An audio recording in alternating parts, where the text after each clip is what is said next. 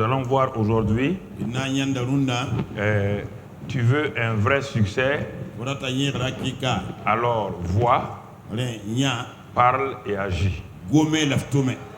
Tu veux un vrai succès, mais dans quoi nous voulons parler? Quel genre de succès nous voulons parler? Toujours succès lié à Christ. Un succès profond, durable, un succès très significatif. Pas un succès sporadique, un succès quelque chose qui est artificiel. Le vrai succès dans la vie chrétienne. Et pour cela, nous allons aller pas à pas. Nous allons progresser et nous allons voir, selon la grâce de Dieu. Je voudrais que nous comprenions quelque chose de très important. Notre but, frère, Dieu a envoyé son Fils sur la terre pour un seul but.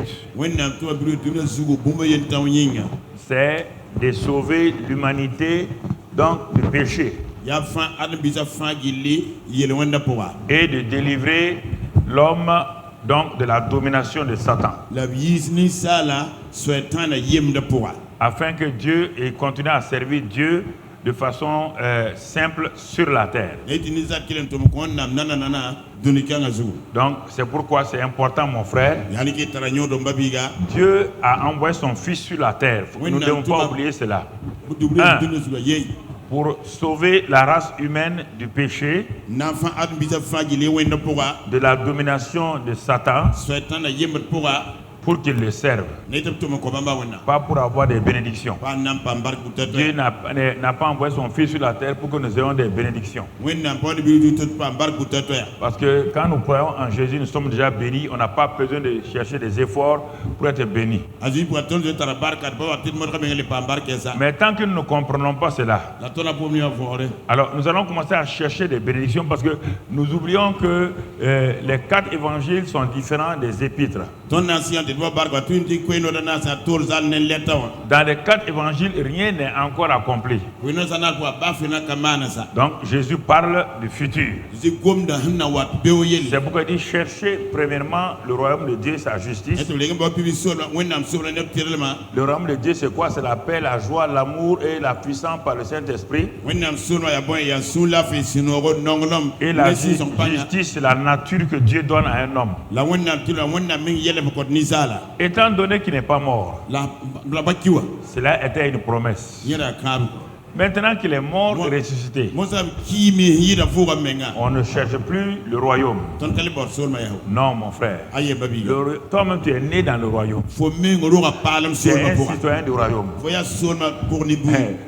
Un enfant qui n'est pas né peut dire que lui, il cherche le Burkina Faso. Mais quand il est né, il est quoi? Il est bourru. Voilà, donc mon frère, ma soeur, Jésus savait que personne n'était né. C'est pourquoi dans son message, il parle toujours du futur. Maintenant que nous sommes nés dans le royaume, nous sommes citoyens du royaume. Nous sommes héritiers et co-héritiers du royaume. Tant que la parole de Dieu n'aura pas une ascendante dans ta vie, mon frère, ma soeur, tu as un problème. Il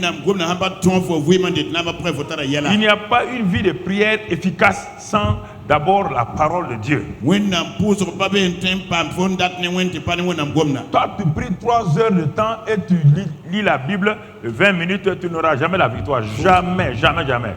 La prière ne donne pas la victoire sans la parole. Dieu a d'abord donné la parole. Il a tout fait par la parole. Il a tout créé par la parole. Il soutient toutes choses par la parole. Il ne fait rien sans la parole. Donc en ce moment-là, je dois être un adulte, donc quelqu'un qui est lié à la parole de Dieu. Je dois manger. Dieu me dit que je me nourris de la parole. On n'a pas dit je me nourris de la prière. Il dit je me nourris de la parole de Dieu. Alors quand je me nourris de la parole de Dieu, je peux parler, je peux prier, je peux agir, mais sans au préalable la parole de Dieu. Parce que quand je vais aller prier sans la parole, je vais dire mes propres pensées. C'est ce que je veux là que je vais dire à Dieu. Dieu n'est pas lié par mes paroles. Dieu est lié par sa parole. Dieu est attaché à sa parole. Dieu veille sur sa parole. Dieu n'a jamais promis à quelqu'un que lui va pourvoir à ses besoins. Jamais. Il n'a jamais promis à quelqu'un qu'il va pourvoir aux besoins de quelqu'un. Il a dit, c'est en relation avec sa parole. Quand la parole de Dieu devient numéro 1 dans ta vie, quand la parole de Dieu a l'ascendant dans ta vie, quand la parole de Dieu se renforce dans ta vie, quand tu vis dans la parole, tu marches dans la parole, tu agis par la parole, alors tu vas commencer à voir effectivement déjà une transformation dans ton âme. Ton âme est métamorphosée. Puisque ton esprit est déjà né de nouveau, ton esprit étant régénéré, il n'y a aucun problème à ce niveau-là. Le Saint-Esprit vit dans ton esprit. Et toi et ton esprit et le Saint-Esprit sont un. Et il n'y a aucun problème au niveau de l'esprit. Le problème c'est au niveau de ton âme. Et la prière ne change pas l'âme. Romains 12:2 dit que de ne pas se conformer à ce monde-là, mais d'être métamorphosé par le renouvellement de l'intelligence. L'intelligence est renouvelée par la parole de Dieu. Et c'est important, frères et sœurs. Quand il y a ces choses-là, alors ma prière devient une simple communion. Ce n'est plus une lutte. Il y a beaucoup de gens qui font des combats de prière. Moi, je connais quel combat? Ils combattent contre qui? Je ne sais pas. Ils combattent contre qui et contre quoi? Je ne sais pas. Puisque la prière s'adresse à Dieu. Si tu dis combat de prière, tu es en train de combattre contre Dieu ou quoi? Avec Dieu, c'est toujours la communion. C'est ça que le Saint-Esprit est venu faire. Pour nous apprendre à communier. Il est l'agent de la communion avec le Père au nom de Jésus-Christ. Voici mon frère, ma soeur. Si tu ne comprends pas ça, il y a des gens qui luttent dans la prière. Je n'ai jamais vu un lutteur dans la prière vraiment être heureux. Je n'ai jamais vu aussi béni ni prospère. Je n'ai jamais vu que Dieu pourvoit à leurs besoins. Je le dis parce que je vois les gens. Non pas que la prière n'est pas bonne, mais si la prière est faite dans des mauvais desseins, de façon égoïste, ça ne marche pas. Non mon frère, la prière a été donnée pour que je puisse parler à Dieu. Ce qu'il m'a déjà donné en Christ.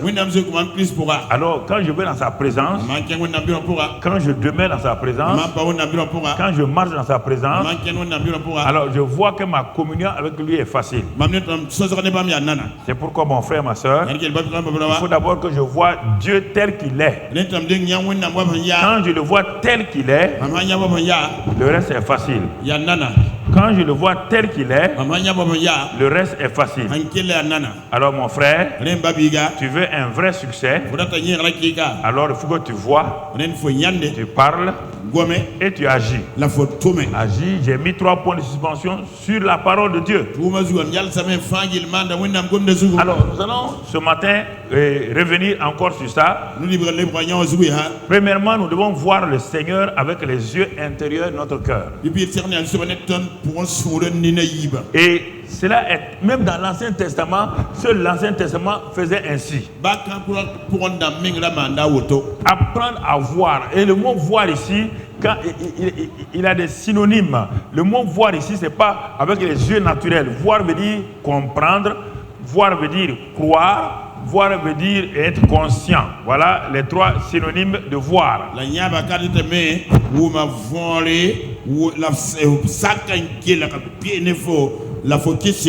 Voir le Seigneur avec les yeux intérieurs de mon cœur, ça veut dire simplement croire ce qu'il dit, être conscient de sa présence, comprendre cela, c'est ça que ça veut dire. Pour le saisir, nous allons lire dans le livre des Hébreux, Hébreux 11. Hébreux 11, verset 27. La parole de Dieu nous dit, c'est par la foi que Moïse quitta l'Égypte. Ça c'est fort. C'est par la foi que Moïse quitta l'Égypte sans être effrayé de la colère du roi, car il se montra ferme comme voyant celui qui est invisible. Voir, parle et agit. On s'arrête là. Voici un homme, il est à 4000 ans de la venue de Jésus, environ.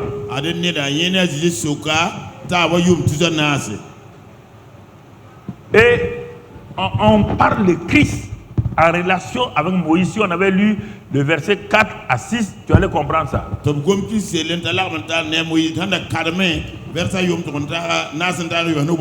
On va lire ces versets-là pour que tu comprennes mieux. Le verset donc, du moins 20, c'est ça, à 25. On peut lire cela si c'est possible. Non, je vais aller plus.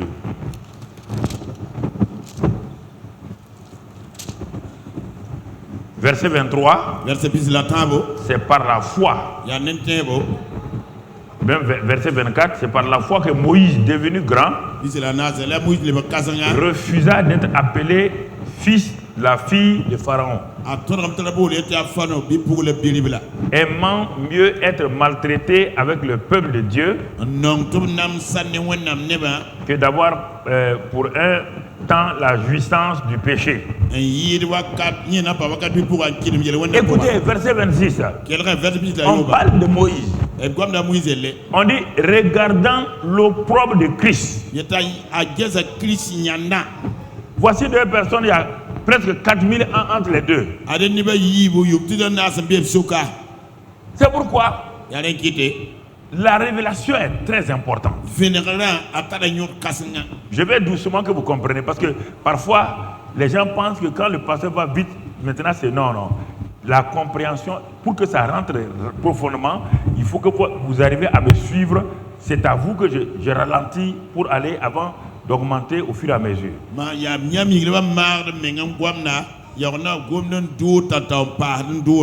Voici un homme. Jésus n'est pas encore venu. On te dit qu'il a vu, il a regardé à Jésus. Et on dit Christ. Il dit, regardant l'opprobre de Christ comme une richesse plus grande que les trésors de l'Égypte.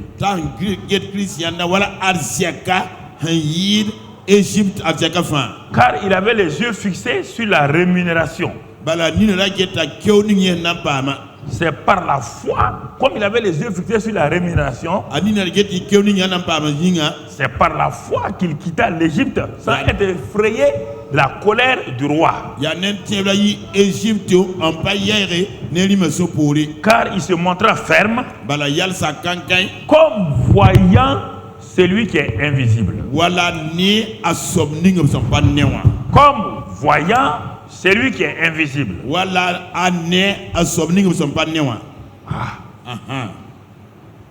Voici le christianisme. Voir est la première chose. Comme voyant. Vous imaginez? Il y a deux personnes ici. Deux personnes. Viens là. Donc, voici, il est en Égypte. Il est le prochain pharaon qui est programmé. Et à un moment donné, il a réalisé que il ne doit pas être pharaon. Il n'a pas eu peur de la colère du roi quand il est venu pour libérer son peuple. Le roi d'Égypte était fâché contre lui. Mais le jour où Moïse a offert l'agneau pascal et que Moïse a mis le sang de l'agneau pascal sur les tentes et que chaque père de famille a mis, et que l'ange de la mort est venu, il n'a pas pu les détruire, et que Dieu même les a aidés à sortir, une révélation est venue dans Moïse. Il a compris le futur. Il a compris que Dieu, avec ce agneau animal-là, préparait quelque chose qui est plus grand que lui ne peut pas comprendre.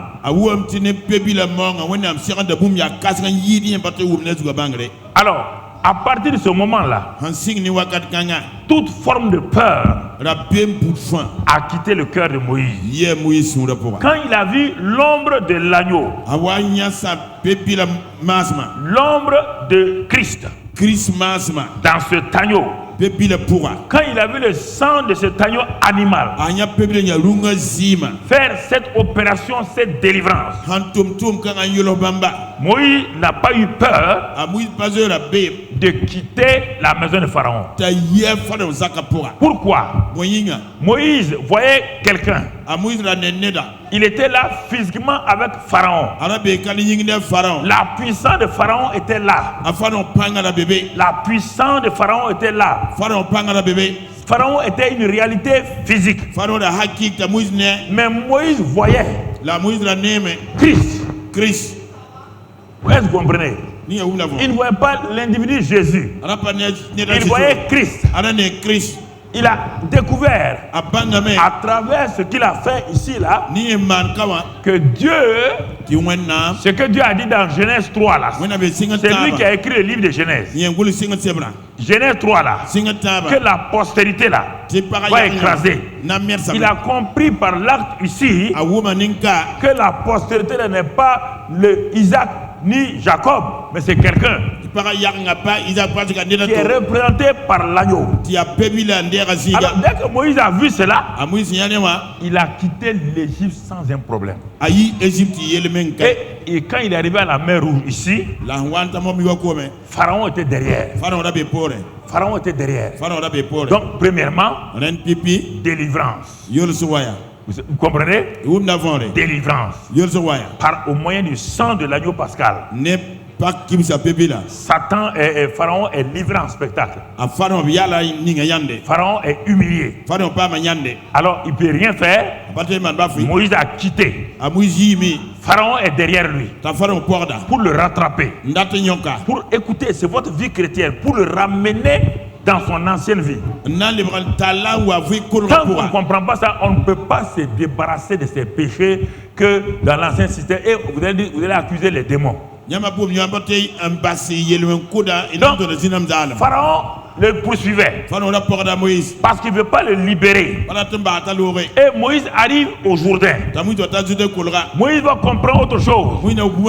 Le Dieu qu'il a commencé à comprendre ici, qu'il a commencé à voir ici là, et le Dieu qui lui a promis la terre promise.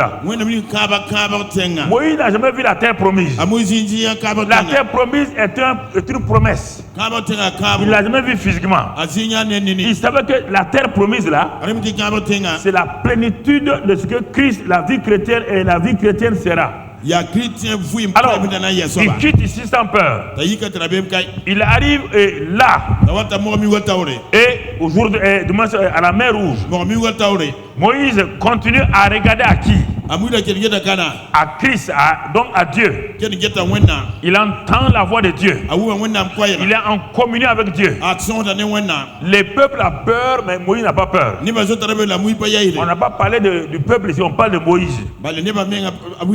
À ce niveau-là, Moïse parle à Dieu. Dieu dit, la délivrance que j'ai accordée ici là, ne peut pas s'arrêter au Jourdain. Parce que vous êtes mort à l'Égypte. Vous êtes mort à Pharaon. Vous êtes mort à la vie de l'Égypte. Votre ancienne vie a été enterrée là-bas.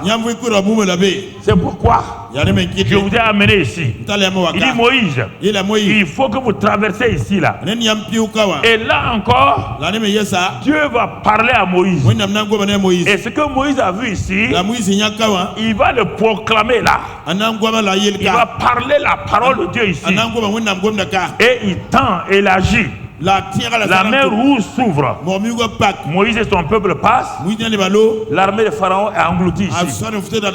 Écoute-moi, c'est ta vie là. Dès le moment où tu as vu la croix ici, l'agneau sacrifié ici, où l'agneau a été crucifié ici, ta vie ancienne,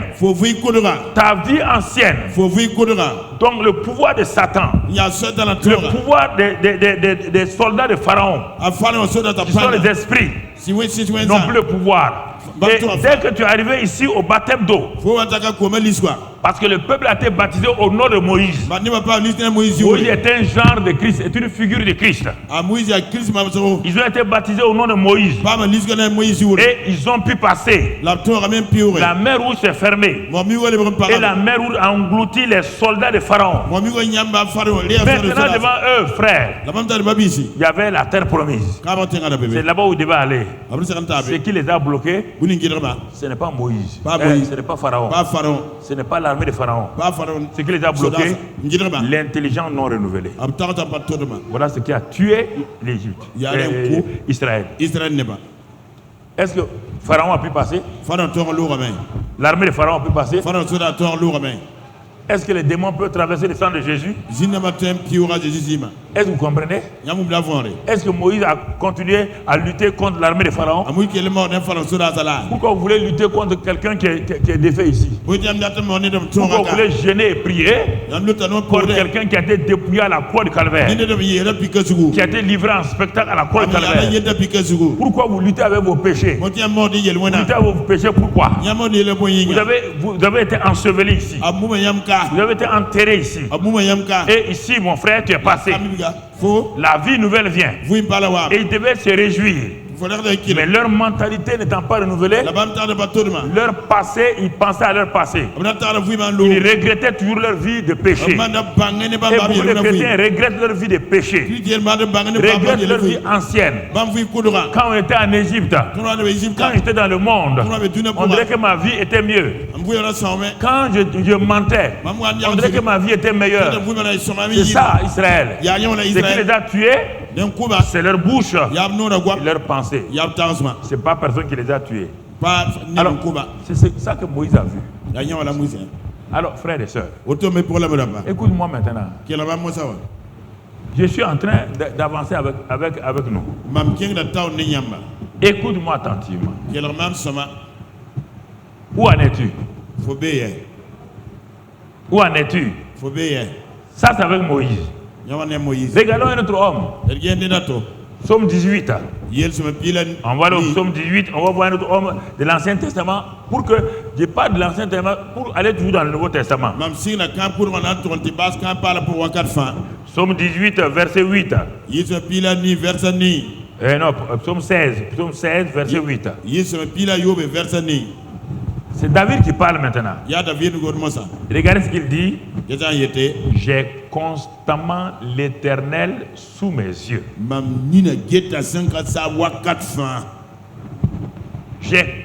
Et quand les chrétiens d'aujourd'hui, ils croient, aucun d'entre eux n'a vu Dieu physiquement. Aucun. C'est rarement que Dieu est venu se présenter à eux. Quand David dit « j'ai constamment », il n'a pas dit que lui, avec ses deux yeux, Dieu est assis, lui, il le voit. Non. Non, mon frère, non, ma soeur. Il a décidé le Dieu qu'il a rencontré. Le Dieu qui lui a donné son esprit là. David a décidé de s'exercer à la conscience de Dieu avec lui en permanence.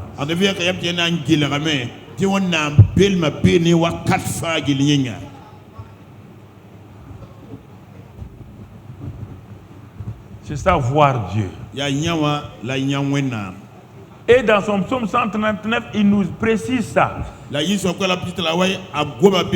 Tellement il s'est exercé à cela.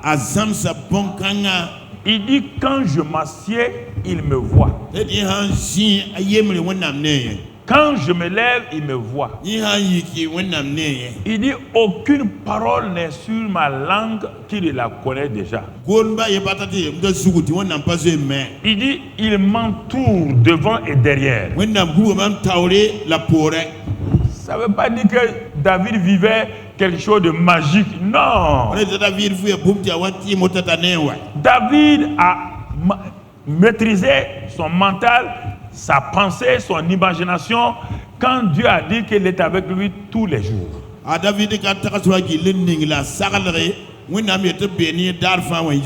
Dieu nous a dit ça plusieurs fois, mais combien d'entre vous êtes conscients que Dieu est avec vous? Dieu, quand il dit qu'il est avec vous, il est avec vous. Vous n'avez pas besoin de voir physiquement, de sentir. Quand il a dit, c'est sa parole. Vous ne vous appuyez pas sur ça. Il vous dit, on va aller prier. C'est comme si tu quittais un vide pour aller dans la présence de Dieu. Ça, c'est l'Ancien Testament. Dans l'Ancien Testament, la présence de Dieu était dans un endroit. Dans le Nouveau Testament, toi qui veux aller là, tu vas avec la présence. Tu dors avec la présence. Tu te réveilles avec la présence.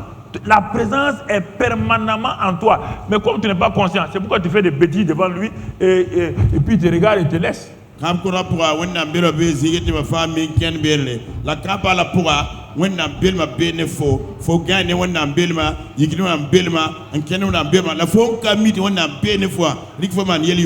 David dit, mais je ne peux pas m'éloigner de lui. Alors que David n'a pas Dieu en lui. Dieu était au dehors. Mais le gars a tellement développé la conscience de Dieu. Il a tellement cru ce que Dieu a dit que Dieu est avec lui. Il dit même dans la vallée de l'ombre de la mort, je ne crains rien car tu es avec moi. David dit, dans le bon temps et dans le mauvais temps, dans les bonnes circonstances et les mauvaises circonstances, dans n'importe quel endroit où je me trouve, n'importe quelle situation, il est avec moi. Si je monte au ciel, ce n'est que son trône. Si c'est sur la terre, c'est son marchepied.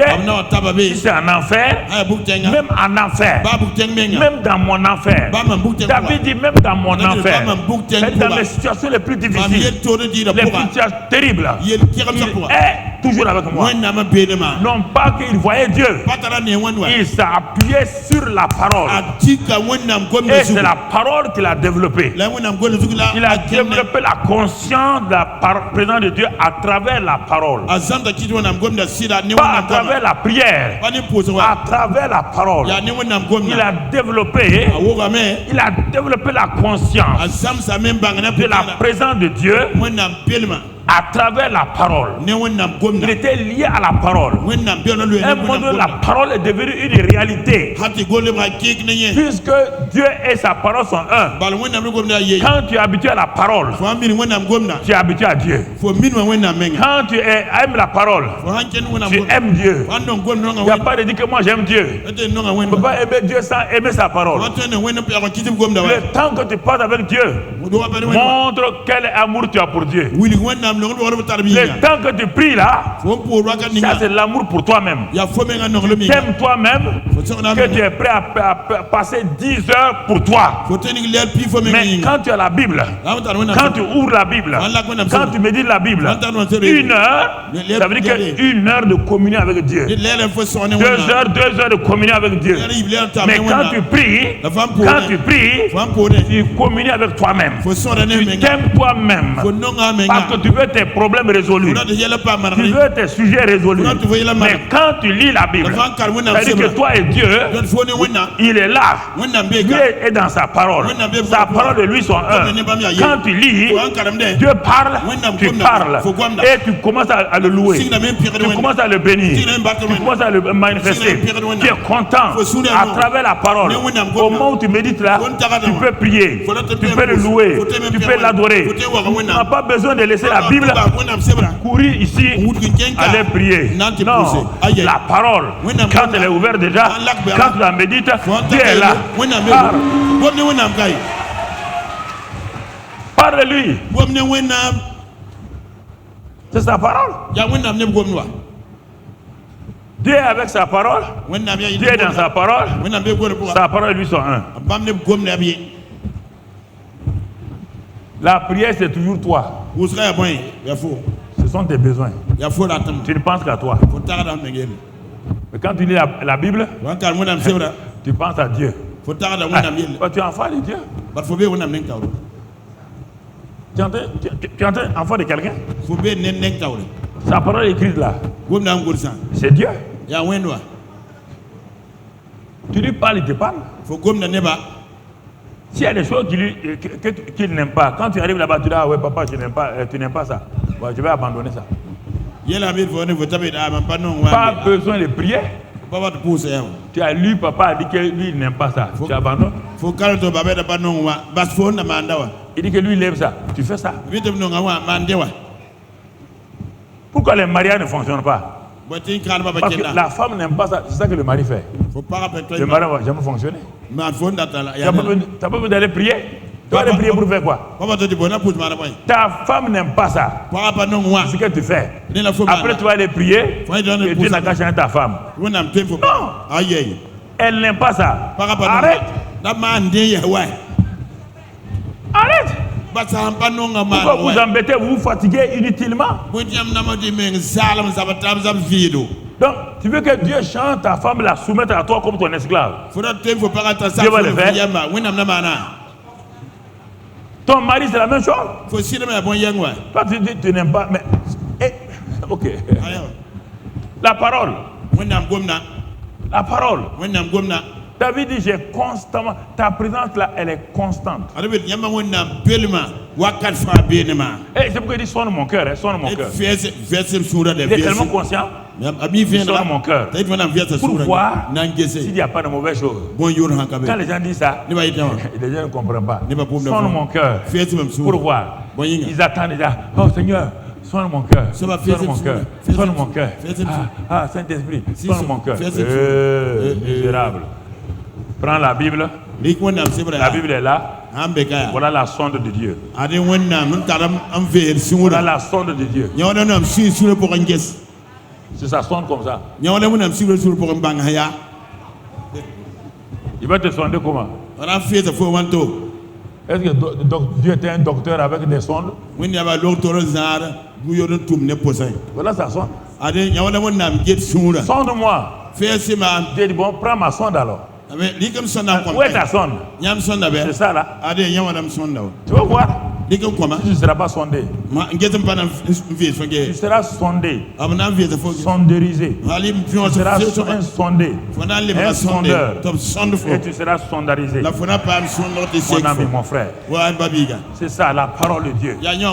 La parole de Dieu sonde les gens. Il n'y a aucun problème. Les gens tu vas les prier, tu perds ton temps. Tu vas les prier pour faire quoi? Tu as besoin de prendre la sonde de Dieu.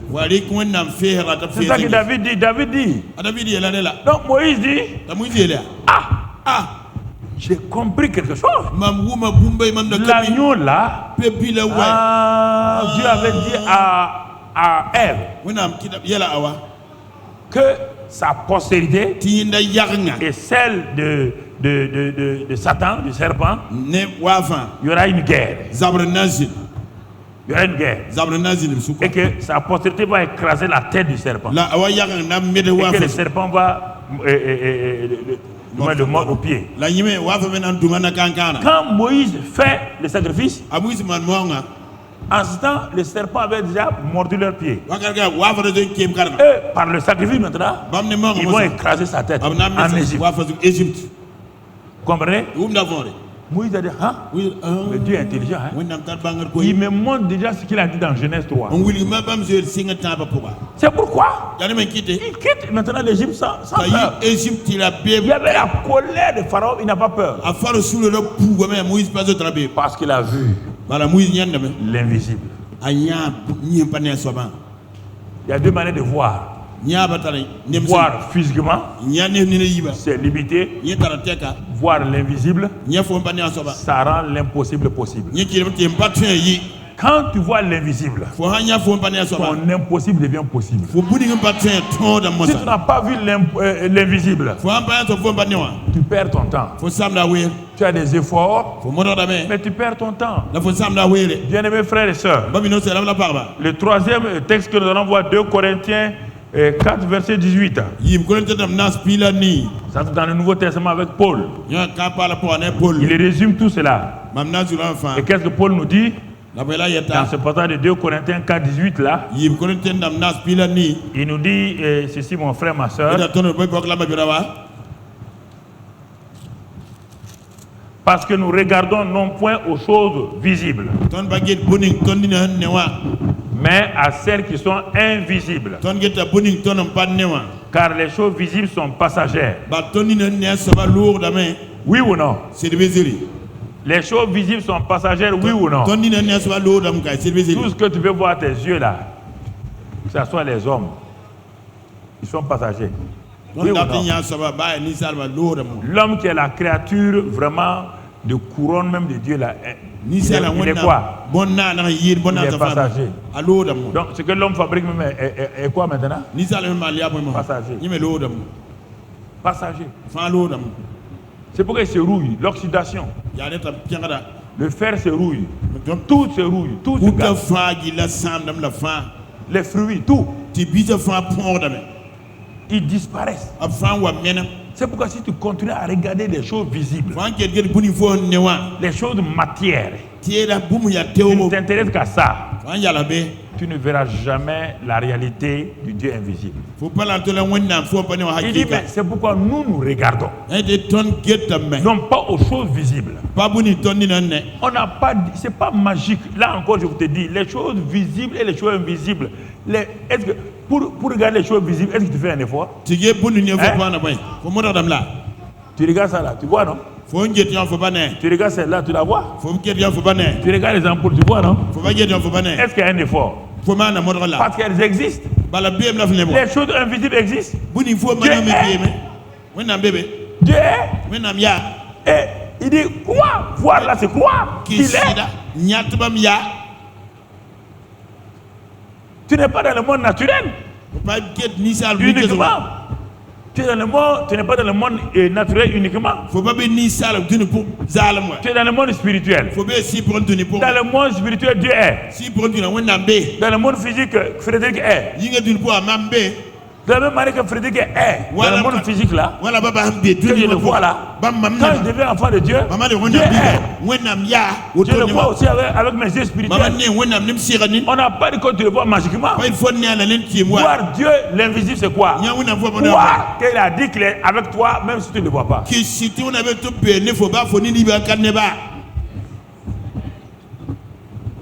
Vous voulez, je vous pose la question, vous voulez voir tout le temps Dieu là? Si Dieu apparaît, si tu peux rester? Hein? Donc il ne faut pas vouloir des révélations magiques et mystiques. Apprends à voir Dieu, son caractère dans la Bible. Regarde, si tu prends les 4 évangiles, quand tu prends les 4 évangiles, tu prends les lire, tu verras Jésus clairement. Tu le verras dans les 4 évangiles là.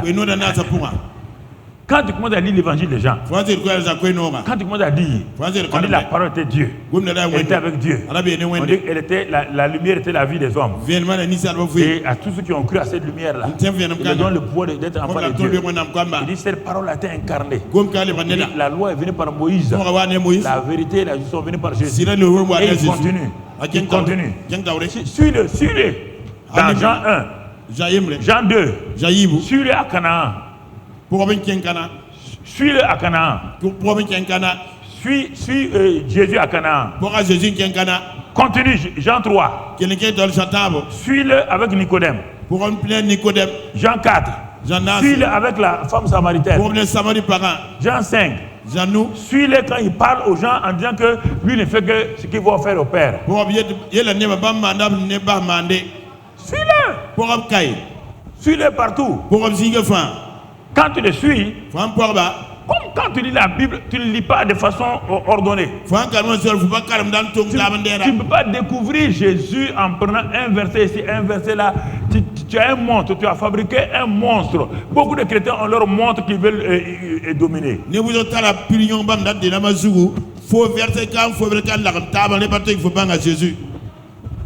Je lis les évangiles plusieurs fois. Tout ça, c'est pour que mon regard sur Jésus ne change pas.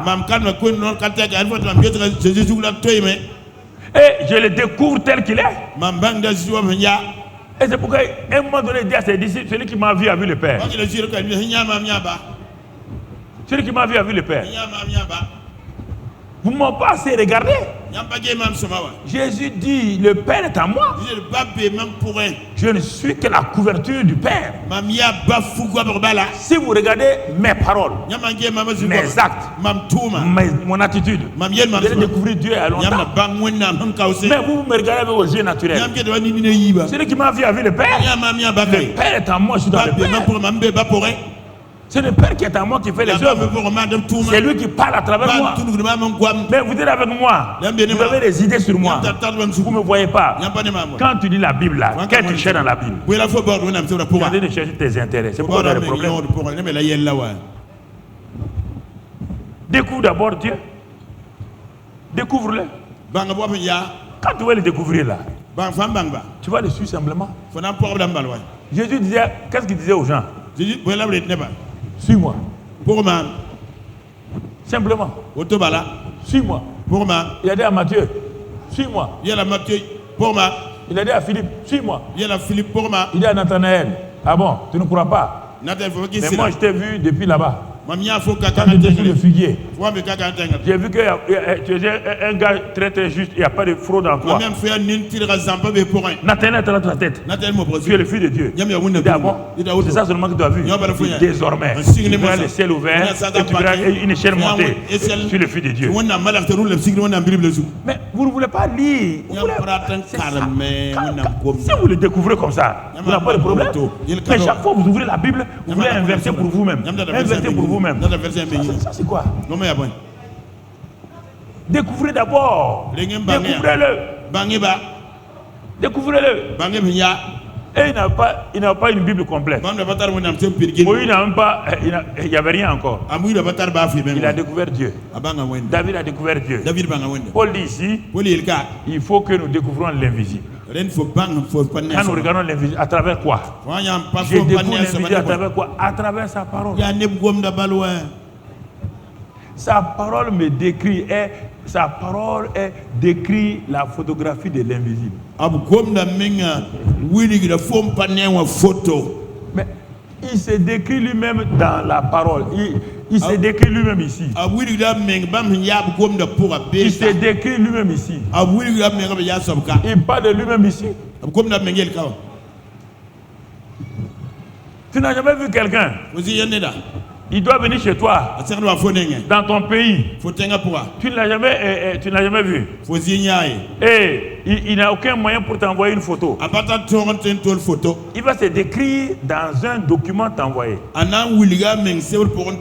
dit le jour que je vais venir là. Je suis un homme, je suis grand. Il y a tel temps, tel teint. Et je vais porter tel habit.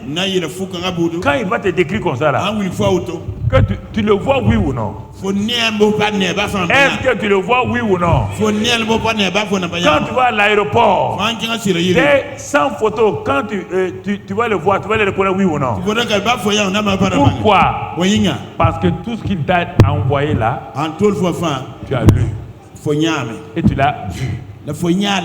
Mais comment toi tu veux voir Dieu? Tu veux voir Dieu comment? Travers ça. Il t'a envoyé sa description ici. Il t'a dit que lui il est. Il t'a montré sa photo ici. Toi tu veux autre chose? Tu veux révélation. Quelle révélation? Quelle révélation tu veux? Quelle révélation tu veux? C'est pourquoi tu perds ton temps? Tu peux mourir sans voir Dieu et puis aller au ciel. Quelqu'un va voir Dieu, il n'ira jamais au ciel. Et la plupart du temps, Dieu se révèle de façon extraordinaire à des gens qui ne veulent même pas. Tous ceux qui sont derrière Dieu là, révèle-moi Seigneur, cette nuit parle-moi, il ne te parlera pas. Il dit mais toi tu es rebelle à ma parole, tu ne veux même pas lire ma parole. C'est que je veux me révéler à toi, pourquoi? Ça va te servir à quoi? Alors mon frère, ma soeur, est-ce que tu comprends? Est-ce que tu saisis? C'est ça. Alors le voir tout près, tu dois le voir tout près de toi. Et nous avons le privilège, c'est que Dieu est en nous. Ça, c'est ce fait-là, vous luttez avec ça. Dieu est, vous luttez avec ça. Dieu est en moi et vous ne le dites pas le matin. Vous ne le dites pas le soir. Le Seigneur, aide-moi. Tu veux qu'il vienne d'où? S'il te plaît. Dis-moi. Le père et le fils sont en haut. Mais le Saint-Esprit en même temps les a amenés en toi. C'est lui qui est assis en haut là, il ne descend pas. Puisque le Saint-Esprit est en toi. Le matin tu ne dis pas, tu ne parles pas. Je vous dis ça. Le problème, quand vous levez, vous voyez vos problèmes. Vous ne voyez pas Dieu. Celui qui vient de se réveiller là, il se réveille avec le Seigneur en lui. Mais quand tu te réveilles et tu remercies Dieu, tu le bénis pour sa présence en toi. Chaque fois que tu fais ça, tu vas voir que la conscience de la présence de Dieu devient une réalité. Il a dit, je ne t'abandonnerai point. Je suis avec toi jusqu'à la fin du monde. La fin du monde n'est pas arrivée. Pourquoi vous ne donnez pas raison à Dieu en disant ce qu'il a dit?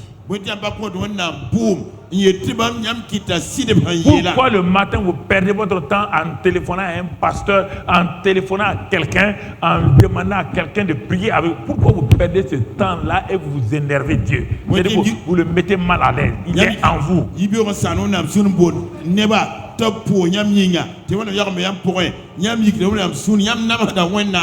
Mais tu veux le savoir par la parole.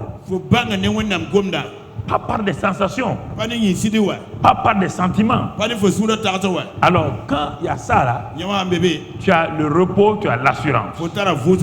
C'est ça qui donne l'assurance et le repos. Alors tu sais et que tu sais que le Seigneur est en toi. Il est avec toi. Tu ne regardes pas les symptômes, les douleurs, les difficultés que tu as dans ton corps. De même que les douleurs qui sont dans ton corps, le même Seigneur aussi est dans ton corps. Les douleurs que tu sens là, les symptômes que tu vois là, ça c'est physique. Le Seigneur est en toi. Le Seigneur est en toi. Donc, toi, tu as à toi de choisir. Les douleurs sont en toi. Le Seigneur est en toi. C'est à toi de choisir. Mais toi, tu préfères choisir les douleurs. Et tu laisses le Seigneur. Chaque jour, tu es conscient de tes symptômes, de tes douleurs. Chaque jour, tu es conscient de ton manque. Ce qui te manque. Oh, ce que je n'ai pas. Il dit, l'Éternel est mon berger, je ne manquerai de rien. Pourquoi quand tu te lèves le matin, tu ne dis pas ça? Seigneur, tu es mon berger. Je ne manquerai de rien. c'est pas une publicité. C'est pour affirmer à ton cœur ce que Dieu est. Mais quand on dit je ne manquerai rien, est-ce que les gens, mais comme les gens ils veulent n'importe quoi là, c'est pourquoi je ne manquerai de rien. De quoi? Les choses essentielles. Il m'a déjà béni de toute bénédiction. Il est à moi. Je veux manquer de quoi?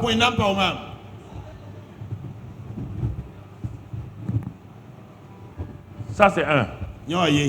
Donc voir Dieu tel qu'il dit qu'il est. À travers sa parole. Les découvrir là-bas. Croire ça. Maintenant, je vais le découvrir à travers ce qu'il a fait pour moi. Si je ne découvre pas Dieu tel qu'il est, je ne peux pas accepter ce qu'il a fait pour moi, je ne veux pas accepter, je ne vais jamais accepter.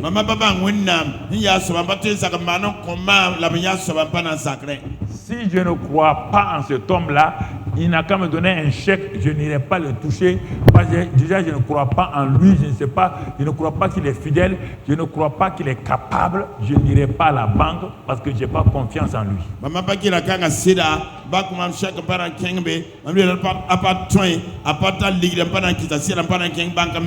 Mais quand je le vois, qu'il est en moi, avec moi, il est ma toute suffisance.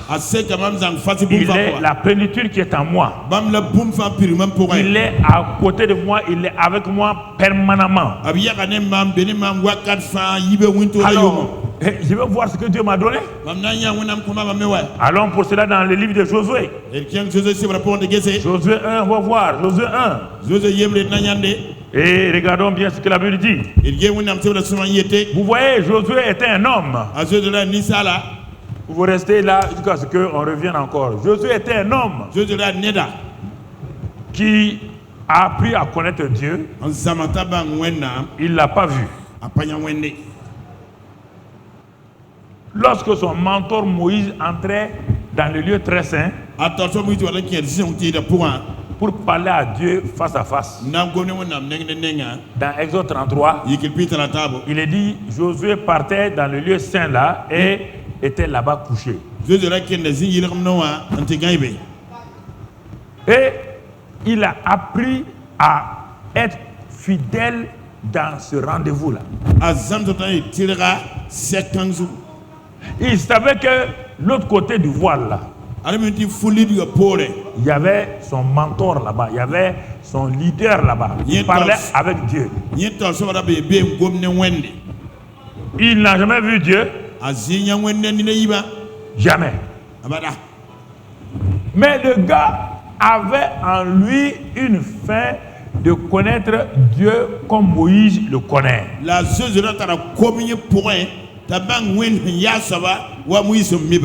Moïse n'a pas dit à Josué, petit malin, orgueilleux, tu veux être comme moi, tu viens te mettre dans le lieu saint comme moi. Non.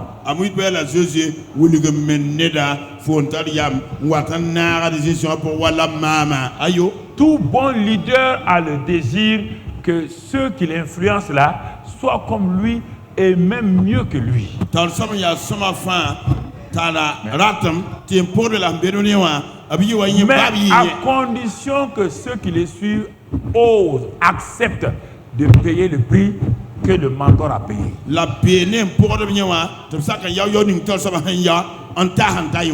Josué est jeune. Moïse a environ 120 ans. Qu'est-ce que ce jeune-là fait ici, qu'est-ce qu'il fait? Va là-bas, il y a des jeunes qui sont dehors. Josué dit non, pas question, je suis ici.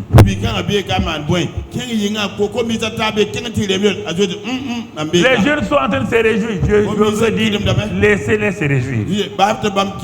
Je suis un homme d'objectif. J'ai un but dans ma vie. Est-ce que tu as un but dans ta vie? Vois-tu? Voilà la question.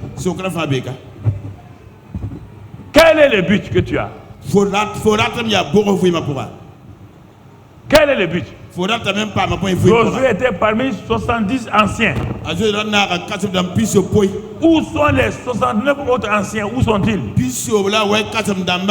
Les 69 anciens avaient le privilège de rentrer là où Josué rentrait. Où ils sont?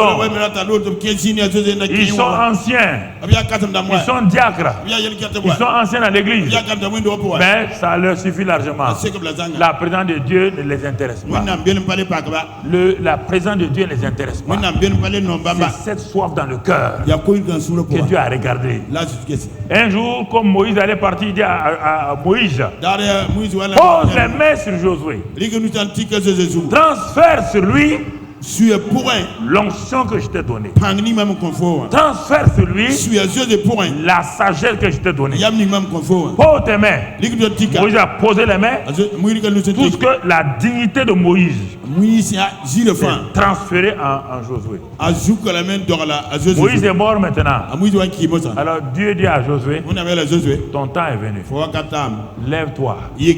Lève-toi et entre dans ce pays que je vous ai donné. Il faut que tu vois le pays tel que Moïse l'a vu. Tu as vu le pays physiquement déjà. Tu étais parmi les 12 espions pour rentrer là-bas. Tu as vu le pays physiquement. Tu le connais physiquement. Mais maintenant c'est toi le leader qui doit faire rentrer donc le peuple dans ce pays. Il faut que ta vision change.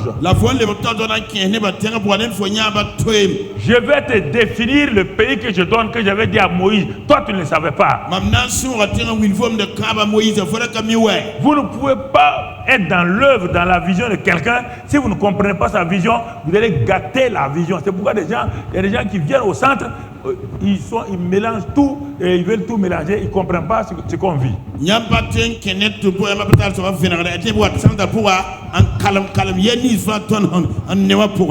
Et ils voient une église, c'est-à-dire que pour eux, centre veut dire TBI ici où le pasteur que non, nous on a une vision. On sait où on va. Quand tu vois les gens sont agités, donne-moi ça, donnez-moi ça, donnez-moi. Nous on n'est pas dans ça. Dieu nous a donné. On n'a pas demandé à Dieu. Non, on n'est pas agité. Regardez, Josué était un gars obéissant, un gars soumis. Il est parmi les 70 anciens. C'est pourquoi quand le temps est venu, Dieu dit c'est Josué. Pose ta main sur lui. Il va entrer dans ta dignité. Je vais mettre en lui tout ce que tu veux. Et Dieu va ouvrir maintenant. Il va montrer à Josué tout ce que lui il avait donné à Abraham, Isaac et ensuite à Moïse et tout. Quand Moïse envoyait Josué comme espion, Josué rien ne lui appartenait. Il était un envoyé de son maître. Il était un envoyé de son maître pour aller explorer le pays. Maintenant, il est passé d'explorateur et il va passer comme leader. Pourquoi Dieu va le mettre comme leader? Loyal et fidèle à Moïse. Loyal et fidèle à Moïse. Le visionnaire. Il était loyal et fidèle à Moïse. Loyal et fidèle. Deuxièmement, un homme, quand on l'envoyait en mission, il accomplissait la mission. Moïse monte sur la montagne. Il dit à Josué, descend dans la vallée. Combat Amalek. Je donne le pouvoir, l'onction.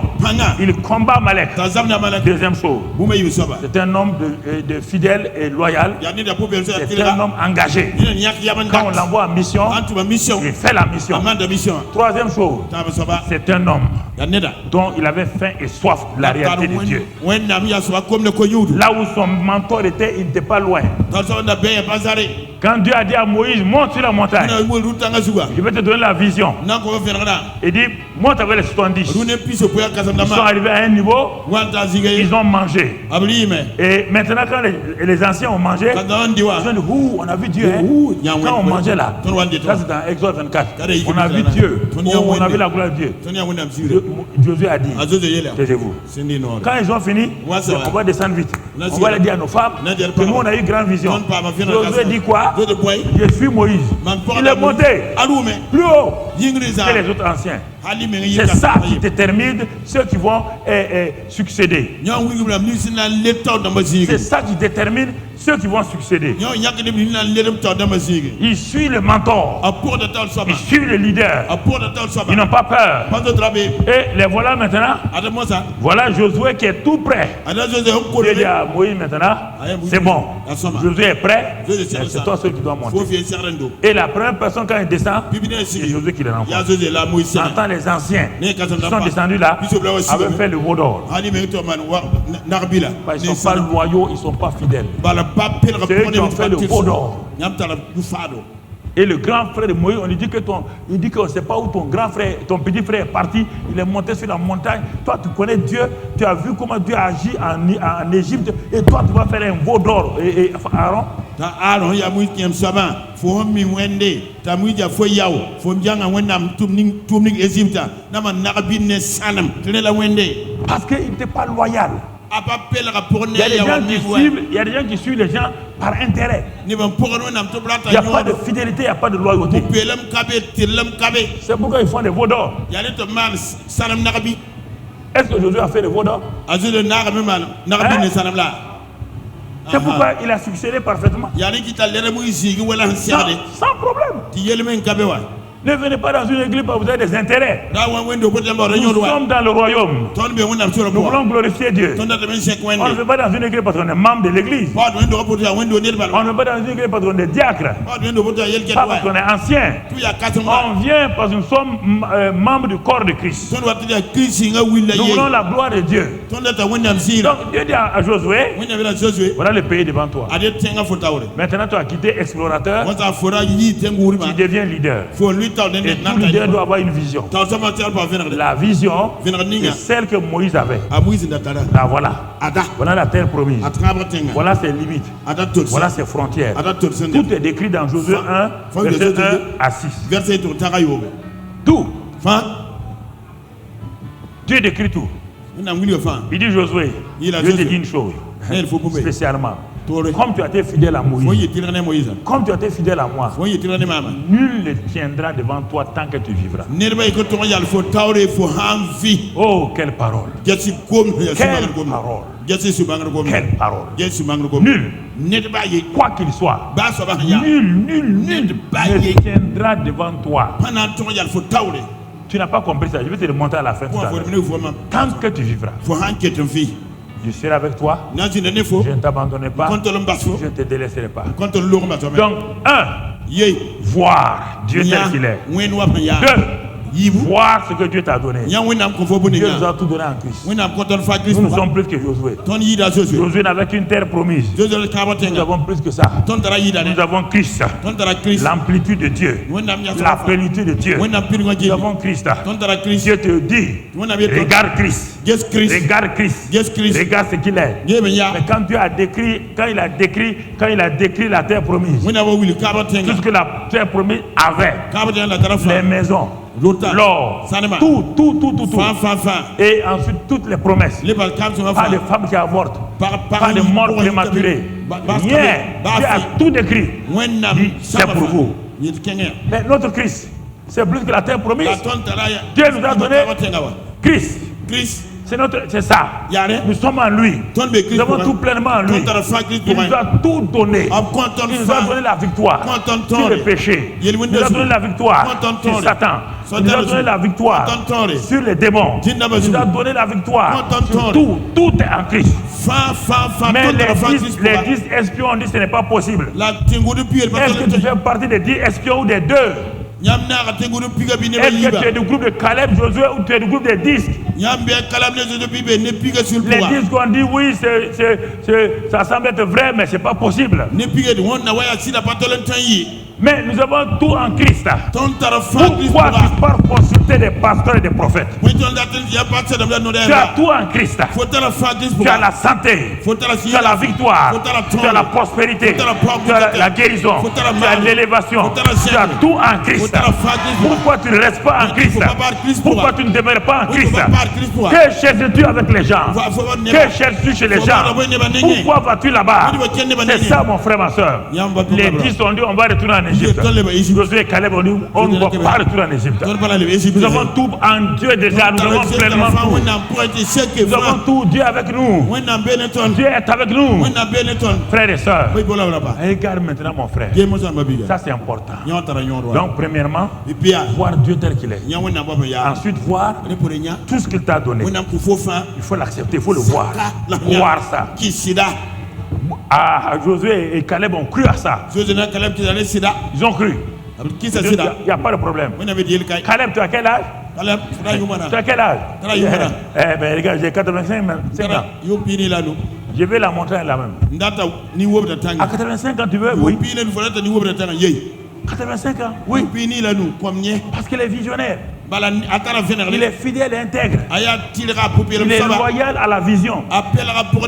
Il n'a pas cherché son intérêt. Il ne s'est pas retranché sur lui-même. Il a fait un sacrifice. Et Caleb a vaincu les géants qui étaient là-bas sur la montagne. Mon ami, mon frère, ma soeur, c'est important que nous comprenions ces choses-là. C'est important que nous comprenions ces vérités. Maintenant que Dieu a révélé toutes ces choses-là, la terre promise. Autre chose que Dieu va nous révéler maintenant, je résume encore. Premièrement, tu ne peux pas avoir le succès si tu ne vois pas Dieu tel qu'il est. Si tu ne le vois pas tel qu'il dit qu'il est dans sa parole. Donc c'est pourquoi la parole ne doit jamais t'éloigner de toi. Tu vas voir maintenant ce qu'il va dire à Josué. Il a montré le pays à Josué. Il a tout donné à Josué. Ça c'est la deuxième chose. Troisième chose. Troisième chose maintenant. Lisons verset 8. Verset 8. On va voir la troisième chose maintenant. On a vu voir. On va voir maintenant. Parler. Que ce livre de la loi ne s'éloigne point de ta bouche. Voici la loi principale de la confession qu'on va vous donner.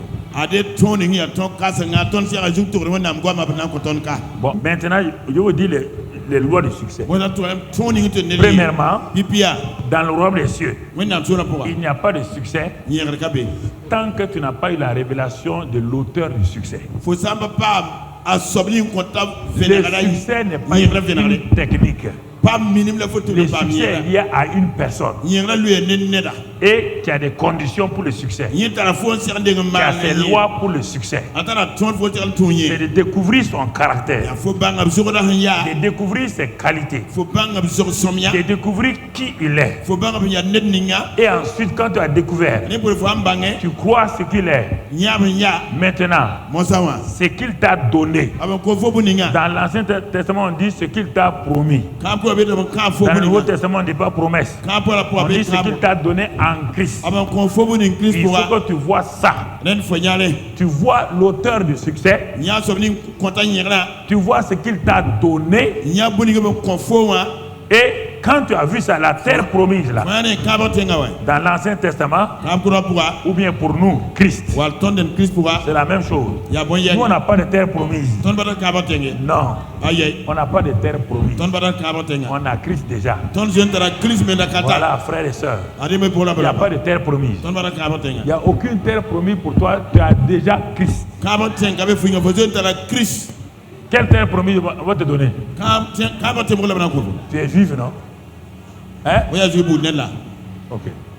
Nous avons Christ qui est supérieur à la terre promise. Mais tout ce qui a été décrit dans la terre promise là, Dieu a décrit les mêmes choses en Christ pour nous. Va prendre Éphésiens, lis le Colossiens, va lire et donc tous ces passages là, tu vas découvrir que ce que tu as en Christ est supérieur à ce qu'ils avaient dans la terre promise. Éphésiens, Colossiens, tu vas les découvrir. C'est ça, je me régale quand je prends les épîtres, Je me régale. Je prends tout ce que Dieu a dit là, je prends possession de ça. Vous êtes plus que vainqueur. Je dis oui, merci Seigneur. Je suis plus que vainqueur. Et toi, tu cherches à être plus que vainqueur. Tu vas être vainqueur. Comment? Comment tu seras plus que vainqueur? Quel combat tu vas mener? Quelqu'un a mené le combat, il a gagné, il te le donne. Tu ne veux pas ça. C'est dommage que les gens soient têtus. Ils veulent pas ce que Christ leur a donné. Ils veulent reproduire ce que Christ a déjà fait. Tu es Christ? Jésus? Non. Tu fais partie de son corps. Il t'a déjà tout donné. Il t'a donné sa justice. Il t'a donné sa sagesse. Il a dit que tu es lumière. Tu dois éclairer les gens. Tu n'as pas besoin de demander d'être lumière. Il dit que moi, mon père était lumière. Quand il y avait des ténèbres, il a envoyé sa nature lumière. Moi, je suis lumière. Quand je suis venu, tous ceux qui sont dans les ténèbres, je les ai éclairés. Vous êtes lumière. Il dit éclairer les gens. Vous ne voulez pas éclairer les gens. Il dit Seigneur, je vais être. Tu vas faire de toi lumière comment? Tu es déjà lumière. Tu es déjà sel. Tu es victoire. Tu es sage. Il t'a donné sa sagesse. Christ est ta sagesse. Le Saint-Esprit est l'esprit de sagesse. Tout cela c'est en toi. Qu'est-ce que vous voulez? Qu'est-ce que vous voulez qu'il vous donne? Dites-moi s'il vous plaît. Dites-moi, je vais aller rentrer, aller lui demander. Ils m'ont dit que tu leur as rien donné. S'il vous plaît, écrivez-moi vos papiers. Dites-moi que Dieu m'a pas donné ça. Dieu m'a pas donné ça. Je vais aller. Je vais lui montrer. Et je vais t'amener. Je vais te montrer du doigt. Voilà, elle a dit que tu lui as pas donné ça. C'est entre toi et lui. Parle. Je ne comprends pas. Qu'est-ce qu'il doit vous donner?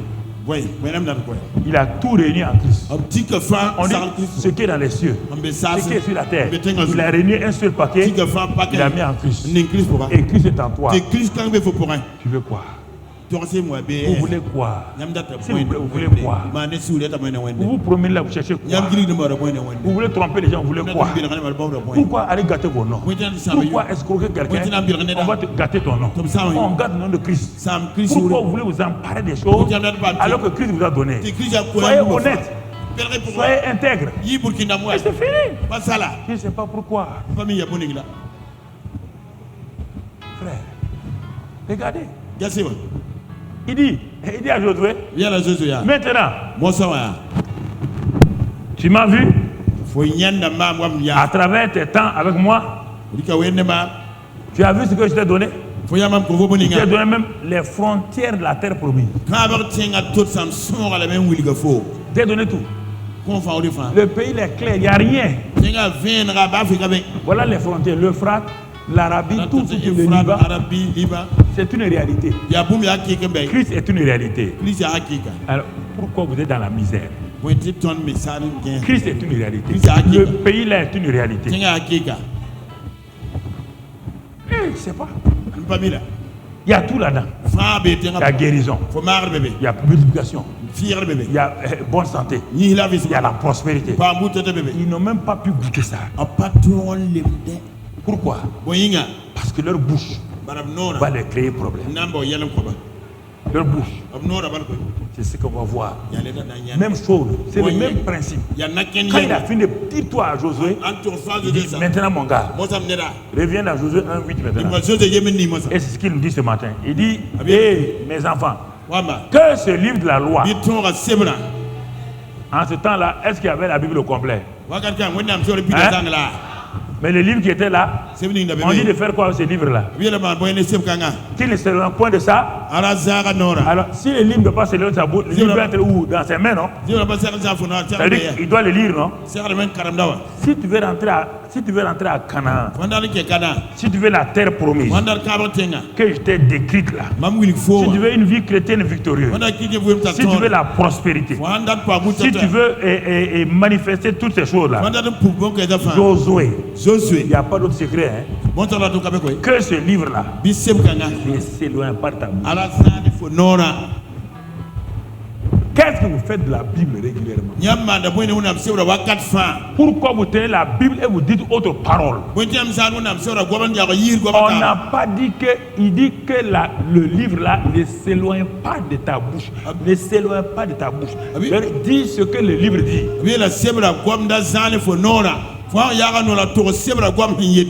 Pourquoi vous dites ce que le livre n'a pas dit?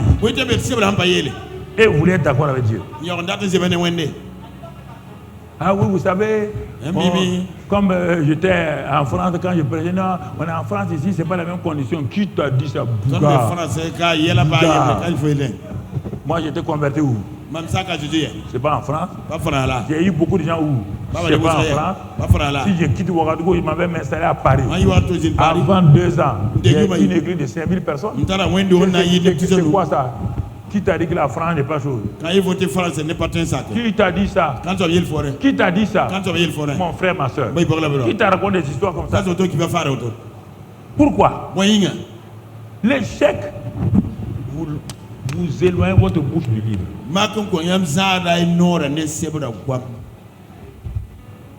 Vous éloignez votre bouche du livre. C'est pourquoi Dieu a dit au même Josué plus tard, quand ils sont arrivés devant Jéricho, je connais tes gens. Pour un rien, ils aiment parler mal. Écoutez encore là-bas. Vous allez faire le tour de la ville 7 jours. J'interdis pendant les 6 jours. Je connais tes gens. Si tu les laisses parler, si tu les laisses parler, la parole que mon ange a mis dans ta bouche là, dis-leur seulement de faire le tour de la ville 7 jours. Et le 7e jour de faire 7 fois. Et que personne ne parle. S'ils parlent, Josué, de même que leur bouche a tué Moïse, leur bouche va te tuer. C'est pourquoi je refuse que les chrétiens me parlent. Je ne me laisserai pas tuer par un chrétien. Pas de paroles négatives. C'est les paroles du peuple qui a tué Moïse. Dieu dit à Josué, si tu veux passer, si tu veux voir le Jourdain, du moins le Jéricho écrasé, dis aux gens, pas une seule parole. Parce que quand ils vont faire le premier jour, ils vont faire le premier tour, ils vont voir sur les murailles là, les Jéricho avec leurs lances. Et eux, ils ne doivent rien faire. Ils doivent garder les armes. Ils ne doivent rien dire. Tu les connais, non? Quand ils vont finir de faire le tour là, ils vont faire quoi? Ils vont dire, tu as vu? Josué là, il veut le tuer comme Moïse. Comment un homme normal comme ça va nous laisser devant une armée comme ça? Si tu les laisses parler, ils vont mettre tout à terre. C'est ça l'église. Quand on finit une réunion, les gens ils commandent. Ils détruisent tout ce qu'on a mis dans leur vie. Donc dimanche sur dimanche, ils viennent. Ils ont la brique d'hier, ils l'ont enlevée. Donc ils sont en train de mettre la même brique chaque dimanche. Et ils croient qu'ils avancent. Ils n'avancent pas. Par leur bouche, ils ont créé un problème. C'est pourquoi il a pris d'abord à Josué lui-même. Il dit, Josué, parmi les 12 espions là, actuellement, il reste combien? Il lui dit, il reste Josué et Caleb. Où sont partis les autres? C'était pas 12 leaders? Il a dit oui. C'était pas 12 diacres principaux? Il dit oui. C'était pas 12 anciens? Mais où sont-ils? Il dit, ah, on les a tous enterrés au désert. Il reste combien? Toi et Josué. Qu'est-ce qui vous a, toi et Caleb, qu'est-ce qui vous a gardé? C'est votre bouche. Parce que ce que j'ai dit, que le pays vous appartient là. Vous avez dit textuellement au peuple là que le pays nous appartient. Les 10 responsables ont dit le pays ne nous appartient pas. Dieu ment. Il veut nous tuer. Alors, est-ce que moi je les ai tués? Depuis que vous avez quitté 40 ans là, il y a eu quelqu'un qui a eu des maux de tête? Quelqu'un a eu des maux de pied? Quelqu'un a été malade? Pourquoi ils sont morts? Est-ce que c'est la maladie qui les a tués? Ils sont morts parce que dans leur langue, il y a la vie et la mort. Ils ont marché, ils sont commencé à tomber un à un, puis ils sont morts comme ça. Ils sont morts comme ça. On se lève le matin, on trouve un des anciens qui est mort. On se lève le matin, un des anciens est mort. On dit mais pourquoi? Dieu dit mais ils ont dit qu'ils vont mourir dans le désert. Ils vont mourir. Votre bouche. Ils ont vu Dieu. Ils ont vu la terre promise. Les 12 ont amené les fruits. Ils ont refusé de parler. La parole de Dieu. C'est les murmures. C'est les murmures tout le temps. Ah, mon mari a fait ça. Mes enfants ont fait ça. Mon patron a fait ça. Mes employés ont fait ça.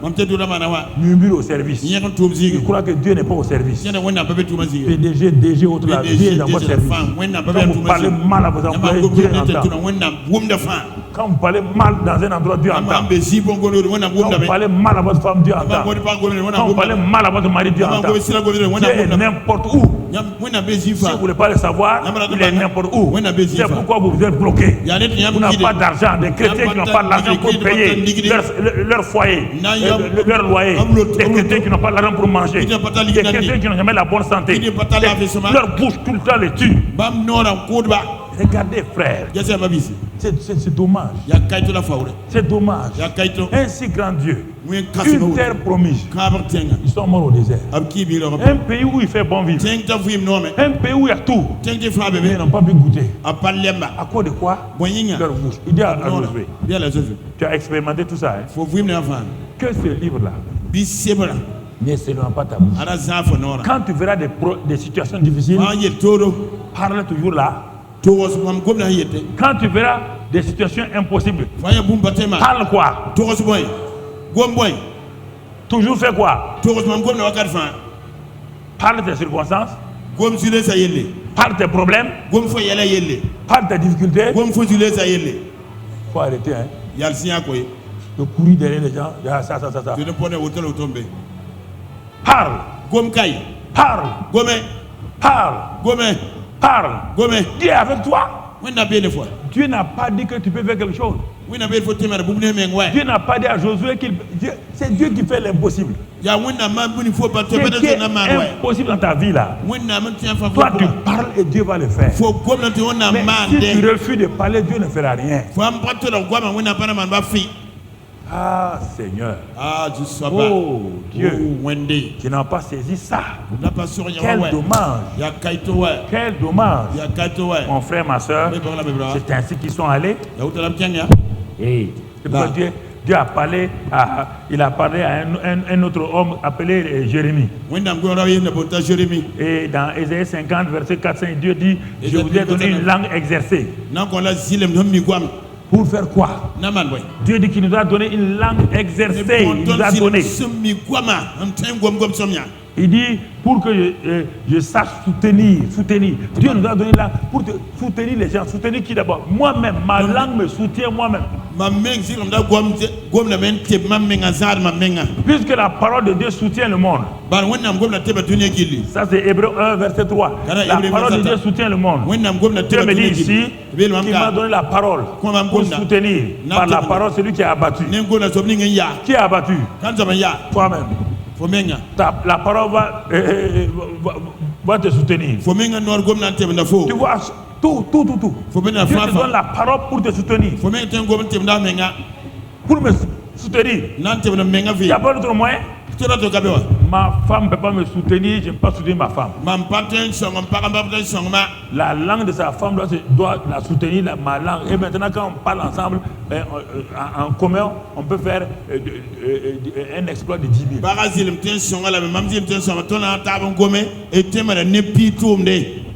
La langue d'aucun pasteur ne peut vous soutenir. C'est pourquoi je vous parle clairement. Mais regardez, vous ne voulez pas accepter. Bon, on dirait qu'il y a des gens qui aiment les difficultés, les problèmes dans leur famille parce que ça leur permet d'aller s'asseoir. Mon mari est comme ça. Vraiment, ça leur je suis fatigué. Moi, je me dis mon mari est comme ça, ma femme est comme ça. Dieu a dit que vous me fatiguez vos paroles. Si vous fatiguez Dieu, donc vous fatiguez Pasteur Karambiri. Ah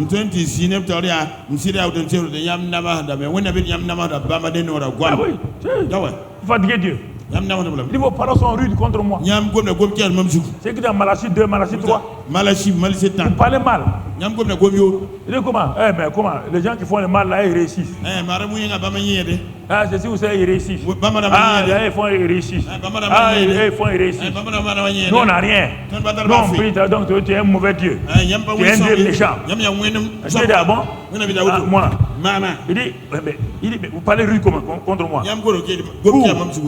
Où? Dans ta maison. C'est ce que tu dis dans ta maison là. Dans ta prière là. Dieu analyse. Frère. Il a dit à Jérémie. Bon, je vais te donner un ministère. Hein. Jérémie dit non, écoute-moi. Moi je suis trop jeune. J'ai vu l'expérience de Moïse. Les autres là, j'ai vu l'expérience. Non.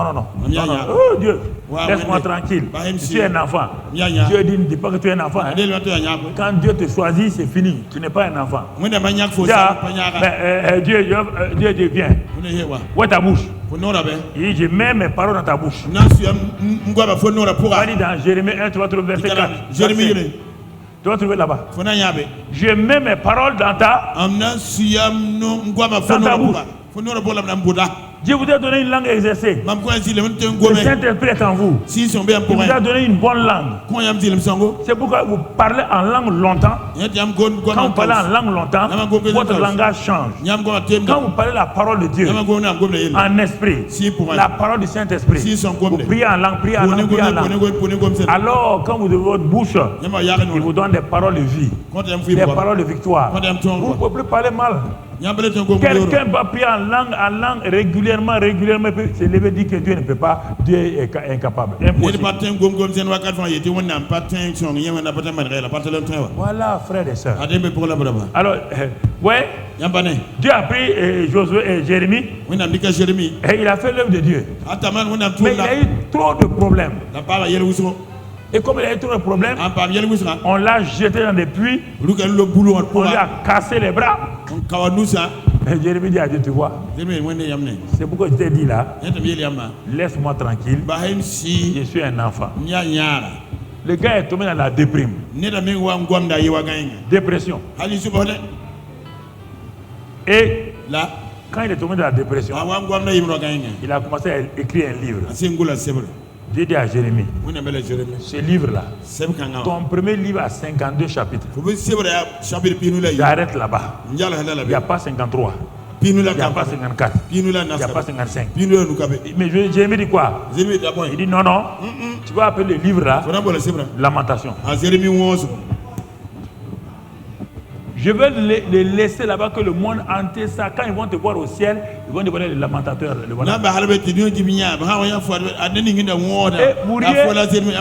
C'est la même chose. Dieu a mis ses paroles dans sa bouche. Le gars s'arrête. Il dit dans Jérémie, Lamentation de Jérémie 3, que Dieu a fermé la porte à ses prières. Que Dieu l'a enfermé. Que Dieu a pris un caillou, il a cassé ses dents. Dieu dit, je mets ma parole dans ta bouche. À cause des difficultés, tu t'assois, tu parles comme un gonafien. On dirait une femme qui n'a même pas de valeur. On est là. Qu'est-ce que Dieu fait pour nous? On est là. En tout cas, il n'y a rien. On prie à rien. Regarde ma maison. Ce que tu vis là, c'est le produit de tes lèvres. Il n'y a rien de Satan là-dedans. Rien de Satan. Va t'asseoir si tu faut. Va t'asseoir et regarde. Il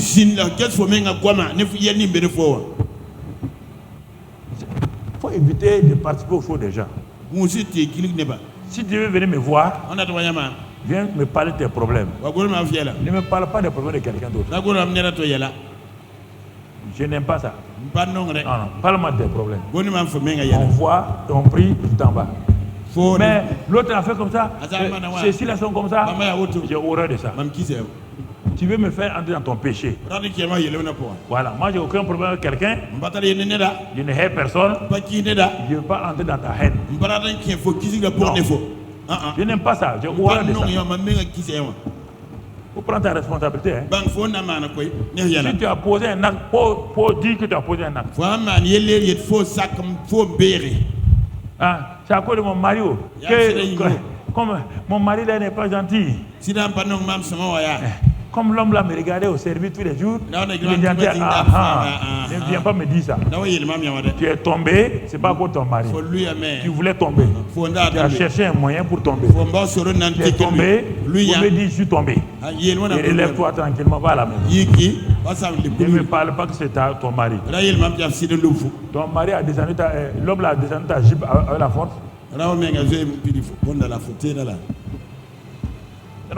Tu es parti chez lui, non? C'est l'homme là qui est parti t'appeler au service pour aller chez lui. C'est pas toi qui as marché là-bas. Voilà. Non, il ne faut pas raconter des histoires. Chacun a son péché. Chacun n'a qu'à dire son péché. Il faut ouvrir votre bouche, dire la vérité à Dieu. Et là, c'est facile, Dieu vous pardonne. Il y a rien de plus facile que le pardon des péchés. Dieu dit que lui, il est juste et fidèle pour nous pardonner. Quand nous confessons, pourquoi vous tournez en rond? Vous voulez tourner en rond?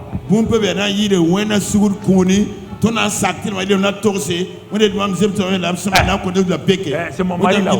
C'est mon mari là-haut. Vraiment, il n'est pas facile. Il n'est pas facile. Si tu n'es pas facile, toi tu es facile, il y a un problème. Si ton mari n'est pas facile, toi tu es facile, il y a un problème. C'est parce que tu es plus difficile que ton mari. Il n'est pas facile. Il n'est pas facile. Est-ce qu'il y a un homme facile sur la terre? Il y a un seul homme facile. Il y a une seule femme facile. Personne. Personne n'est facile. Personne. Donc, faut pas. Non. Frère, il faut. Dieu. Quand les disciples de Jésus là étaient faciles. Quand Jésus s'en va, à un moment donné il marche. Tu dis arrêtons-nous là. Il dit mais quand le gars là va partir, qui sera chef? Il faut qu'on résolve le problème.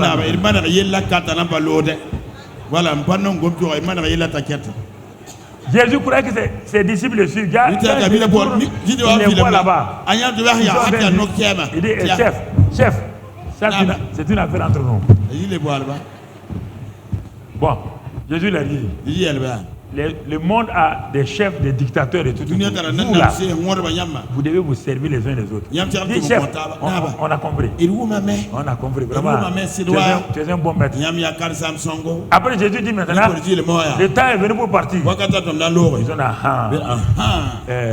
ce qu'on a dit l'autre jour. Quand il va partir là, est-ce qu'il a désigné quelqu'un? Non. Bon, ok. Qui va être le chef? C'est ça. Les hommes sont comme ça. L'humanité est comme ça. Ils cherchent toujours, ils veulent parler. Ils cherchent. Non. Écoutez, frère. Notre vie est égale à la somme des paroles que nous prononçons.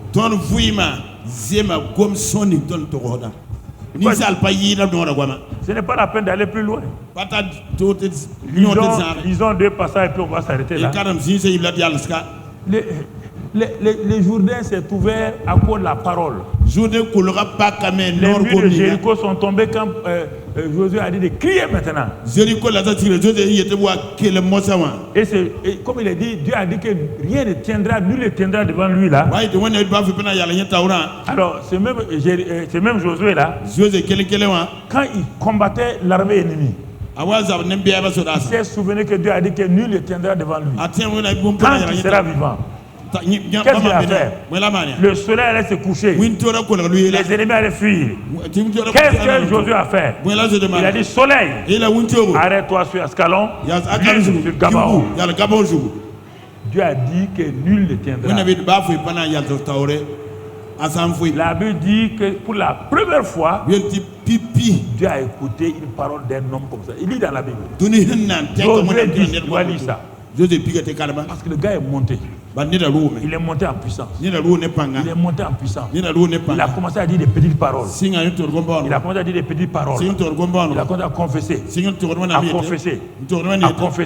Il s'est affermi dans ça. À tel point qu'un jour, il a osé dire ce que Dieu le Créateur seul a fait. Que le soleil, Dieu m'a étonné. Il dit, mais le gars a pris de l'envergure. Il dit, on ne peut pas le résister.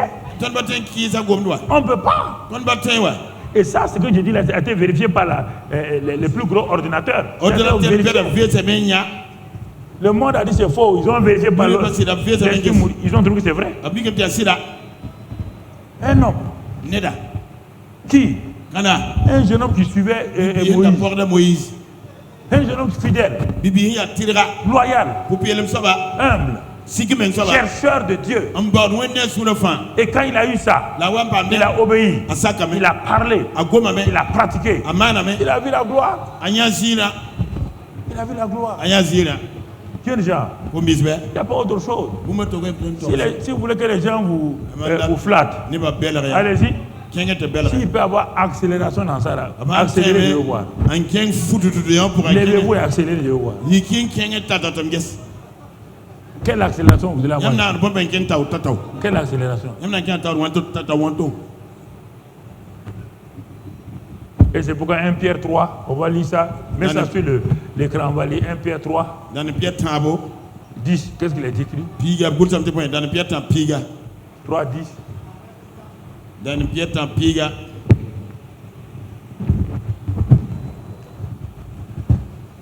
On va lire simplement ça. Je vais te laisser 2 passages. Si quelqu'un en effet veut aimer la vie et voir des jours heureux,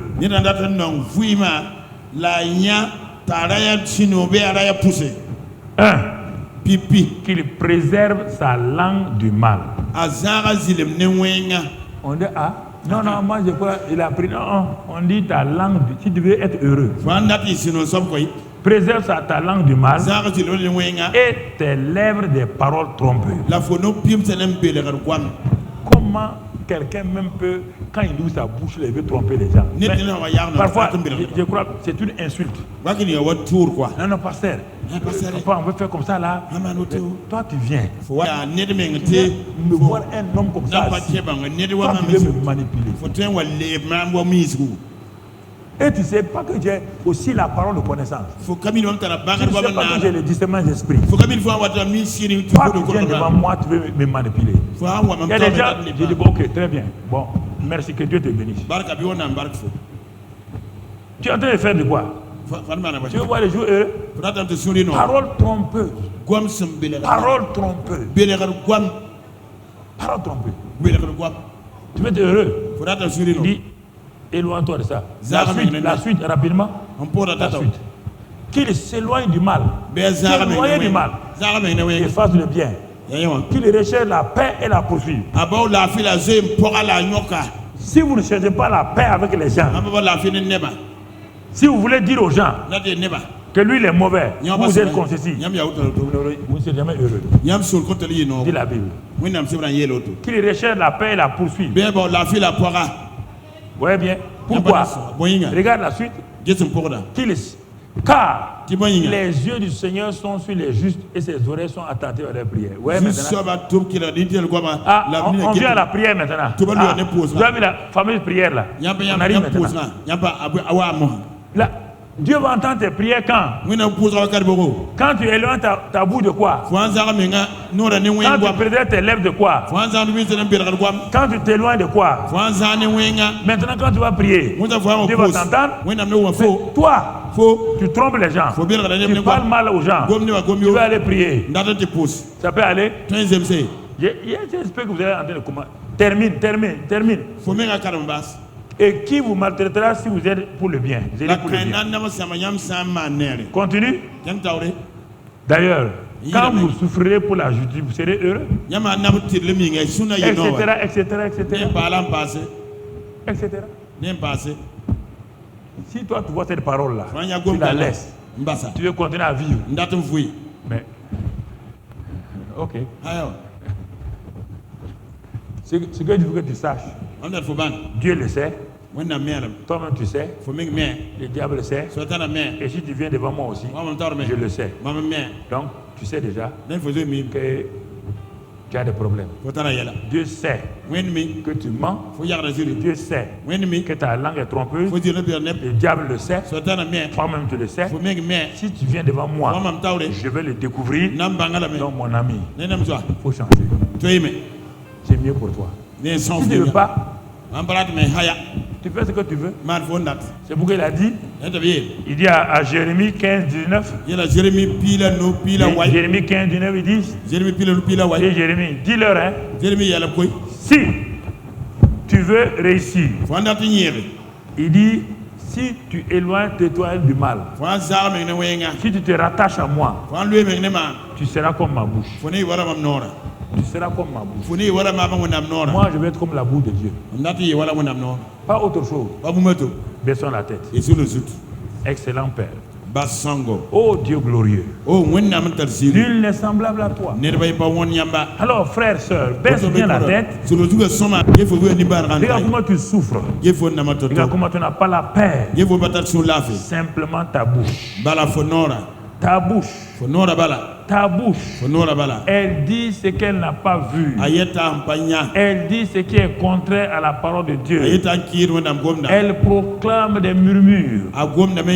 Parce que tu n'as pas vu Dieu tel qu'il est. Tu n'as pas vu Christ tel qu'il dit que Dieu dit qu'il est. Et c'est pourquoi tu parles mal. Tu parles négativement.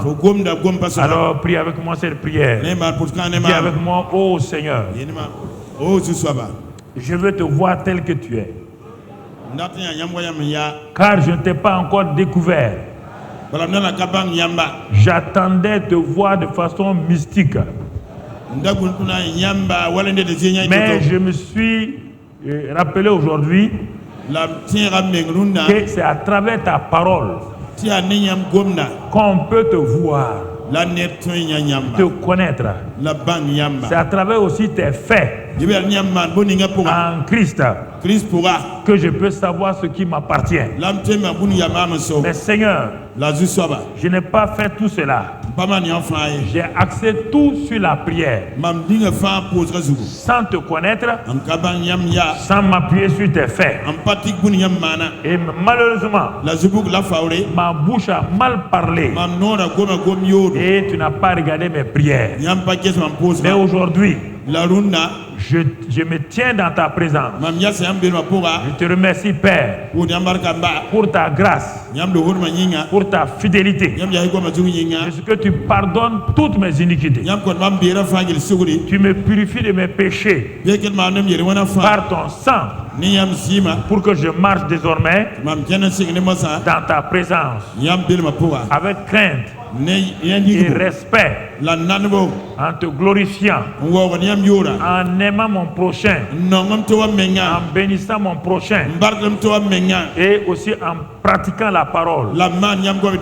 Merci Père, c'est au nom de Jésus que j'ai prié. Amen. Amen. Voilà, merci. Voilà.